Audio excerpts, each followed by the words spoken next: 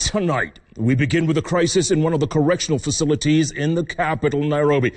All 3,000 inmates and 600 staff attached to the Industrial Area Remand Prison will now undergo a mandatory COVID-19 test.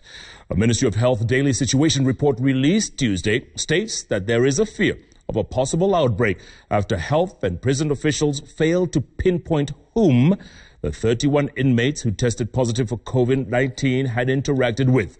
The revelations coming as the country's infections rose to 2,216 after 123 more tested positive for COVID-19.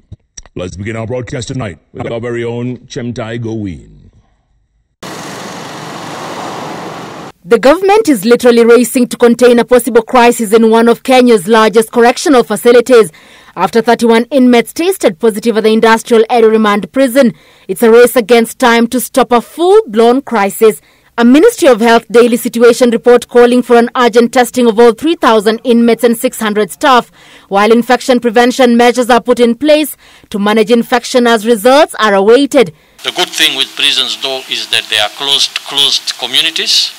So the aim really is to try to keep it closed so that externally they do not get infection from people who are coming from the general population. It has since emerged that one of the inmates who was undergoing treatment for tuberculosis had contracted COVID-19. 13 inmates who interacted with him during a basking session now on quarantine. But what is now giving officials sleepless nights is the fact that they cannot ascertain whom 30 others who tested positive interacted with. With the nature of prisons and inmates bound to touch surfaces, all who are in the same block as those who tested positive are now under observation. They include 29 inmates residing in Block A, Room 1, 85 other inmates on the same block but a different room, 17 cooks who had access to Block A, and 8 officers who manned the block. But with cooks and prison officers having access to different parts of the prison, the whole facility has to indirectly be put on a lockdown until tests are done and the picture on the ground ascertained. But this further complicates matters for the government, which is already grappling with a testing backlog, which it needs to clear while it also faces a shortage of reagents and testing kits. Another headache for the government is how samples collected from 150 people disappeared from a laboratory over the weekend. It has to reduce sample collection for the entire group for the second time. I am not aware of any samples that we have misplaced or lost. I think, as I said earlier, in a situation like this, what might happen is that the logistics of moving samples, so it might take a while before those samples are actually received in the labs. And I don't think that we have a problem in that area.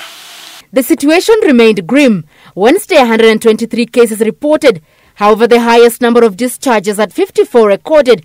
Unfortunately, 3 deaths were also reported. 83 days since the first case was reported, the country's total confirmed cases stand at 2,216, with 553 discharges and 74 deaths. Out of these, 1,459 are male and 757 female. People are either anticipating that there is going to be a relaxation of the measures that have been put in place, and have moved ahead of that expectation by actually behaving in that manner that things are back to normal. The only measure that has been relaxed is the measure that allowed operation of restaurants and eateries, again based on strict adherence to the social and physical distancing measures.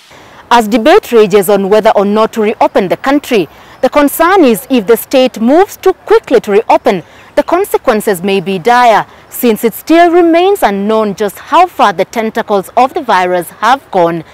Chemtai Goween, Citizen TV, Afya House, Nairobi.